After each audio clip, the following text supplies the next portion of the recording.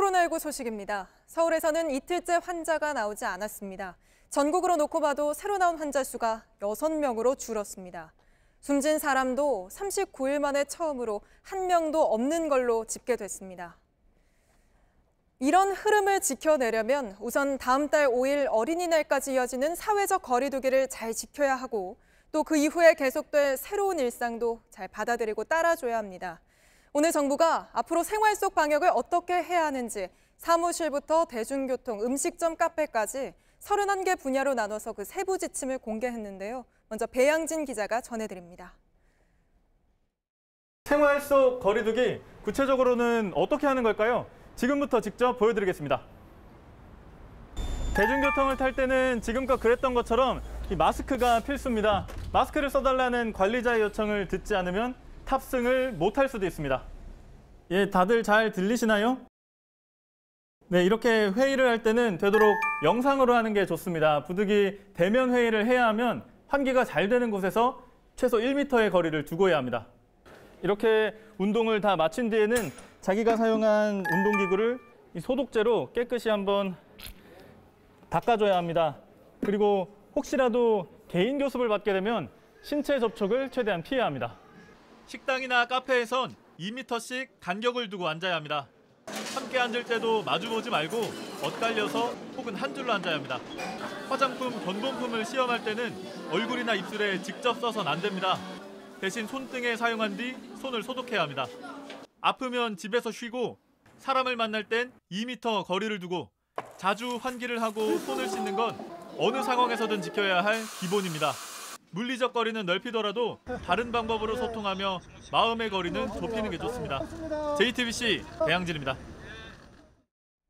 네, 코로나19가 더 번지는 걸 막으려면 자가격리를 철저히 지키는 게 무엇보다 중요하죠. 다음 주부터는 자가격리 지침을 위반하면 손목에 이 안심밴드를 차고 감시를 받을 수 있습니다. 윤재영 기자입니다. 전북 전주에선 베트남 국적의 20대 남성이 원룸에 휴대전화를 두고 닷새간 농장에서 일을 하다 적발됐습니다. 서울 성동구에선 휴대전화를 집에 둔 채 식당에 간 30대 여성에게 최근 구속영장이 신청되기도 했습니다. 이런 식으로 격리를 위반한 사례가 270명에 달합니다. 다음 주 월요일인 27일부터는 자가격리 위반자에게 안심밴드를 채웁니다. 손목에 차는 블루투스형 밴드로 GPS 기능이 있는 휴대전화와 일정 거리 이상 떨어지면 지자체에 알림이 갑니다. 휴대전화를 집에 둔 채 외출하며 당국의 감시를 피하는 게 어려워지는 겁니다. 단 27일 전부터 자가격리 중이었던 사람에겐 적용되지 않습니다. 4월 27일 0시 기준으로 0시 이후에 자가격리자로 지정된 분들 중에서 자가격리 수칙을 위반한 분들이 안심밴드 착용 대상입니다. 정부는 안심밴드 착용에 인권 침해 논란도 있었던 만큼 본인 동의가 있는 경우에만 밴드를 차게 한다는 방침입니다. 밴드 착용을 거부하면 집이 아닌 시설에 격리하고 비용을 본인이 부담하게 할 계획입니다. JTBC 윤재영입니다. 다음 주부터는 공적 마스크를 한 사람 앞에 3장씩 살 수 있습니다. 가족 대신 사는 것도 제한을 좀 풀었습니다. 이제는 마스크 공급이 안정된 데다가 생활 속 거리 두기가 시작되면 마스크가 더 필요할 거란 판단에서입니다. 정재우 기자입니다. 앞으로 경제 활동이 증가하면 마스크가 더 필요할 것으로 생각됩니다. 다음 주부터 공적 마스크 구매량을 1인당 3매로 확대하겠습니다. 공적 마스크는 한 사람 앞에 2장까지만 살 수 있었는데 3장으로 늘리는 겁니다. 생활 속 거리 두기를 시작하면 마스크가 더 필요하기 때문입니다. 마스크 공급이 안정됐기 때문에 가능한 일입니다. 하루에 400장이 입고가 돼도 몇 시간 만에 동나는 상황이었는데 4월 달에는 하루에 한 평균 150장에서 200장 정도면 충분히 이제 재고를 유지할 수 있어서요. 다음 주부턴 대리구매도 더 편해집니다. 마스크를 대신 사러 간 사람과 대리구매 대상자가 살 수 있는 요일 중 아무 때나 한 번만 방문해도 한꺼번에 마스크를 살 수 있습니다. 하지만 마스크 오부제는 계속 유지합니다. 대신 법정 공휴일은 주말처럼 태어난 해와 상관없이 누구나 마스크를 살 수 있게 했습니다. 당장 다음 주 부처님 오신 날부터 적용됩니다. 한편 정부는 6.25 전쟁 70년을 맞아 해외 참전 용사들에게 마스크 100만 장을 전하기로 했습니다. JTBC 정재우입니다. 이런 가운데 원래의 일상으로 돌아가려는 사람들도 늘고 있습니다. 당장 황금 연휴가 다가오면서 다시 관광객이 몰려드는 걸로 예상되는 제주는 그래서 더 걱정이라고 합니다. 바로 제주 연결해보죠. 제주공항에 최충일 기자가 나가 있습니다. 자, 최 기자, 실제 관광객이 좀 많습니까?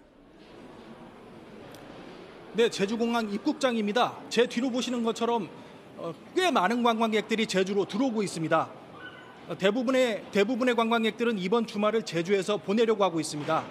오늘 제주를 찾은 관광객들은 18,000여 명으로 지난주 같은 날보다 2,000여 명 많은 것으로 추산됩니다. 코로나19 확진자가 줄면서 서서히 관광객들이 돌아오고 있는 겁니다. 해외여행이 여의치 않자 제주로 눈을 더 돌리고 있다는 분석도 나옵니다. 예, 아무래도 지금은 더 그렇겠죠. 다음 주 목요일 부처님 오신 날부터 황금 연휴가 시작되잖아요. 제주에서 오지 말라고 해도 가려는 사람들은 많아 보이던데요. 네, 물론 평년보다는 많지 않지만 그래도 이번 황금 연휴에는 꽤 많은 사람들이 몰릴 전망입니다. 황금 연휴가 시작되는 다음 주 중순부터 어린이날까지 일주일간 18만여 명이 제주를 찾을 것으로 보입니다. 1일 평균으로 약 2만 5천여 명 이상이 올 것으로 제주 관광업계는 분석하고 있습니다. 평년의 60% 정도인데요. 코로나 사태가 끝나지 않은 걸 감안하면 적지 않은 수치입니다. 예, 그럼 방역은 어떻게 합니까? 평소보다 좀 더 신경 써서 해야 될 것 같은데요. 네, 이 때문에 우선 제주로 오는 이들은 비행기에서 내리자마자 발열 체크를 하고 있습니다. 제주에서 나가는 사람들도 마찬가지입니다. 또 공항은 물론 숙박업소와 관광지를 주기적으로 소독하고 유명 관광지에서는 수시로 관광객들을 대상으로 발열 체크를 하고 있습니다. 도가 운영하는 박물관이나 미술관 등 시설물은 휴관을 이어가기로 했습니다. 예, 아무리 방역에 신경을 써도 한 번에 사람이 몰리면 아무래도 걱정이 많은데요. 그래서 도지사까지 나서서 자제해달라고 호소하지 않았습니까? 네, 원희룡 제주지사는 황금 연휴를 앞두고 기자회견을 하고 발열이나 기침 등 조금이라도 증상이 의심되면 제주에 오는 것을 자제해달라고 호소했습니다.